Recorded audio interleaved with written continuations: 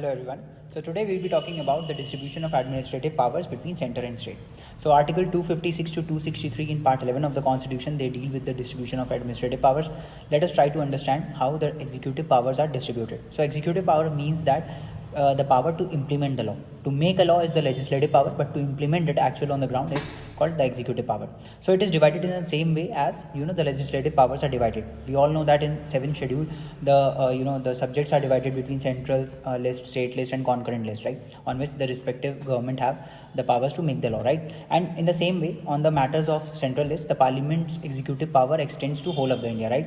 Or in any other case in which any treaty or agreement has conferred the power to the parliament to make a law, to execute the law, it is bound to do that, right. And for matters in the state list, state have the power to enact execute the law, right. For the matters in concurrent list, although the law is enacted by the parliament, but it is implemented by the states.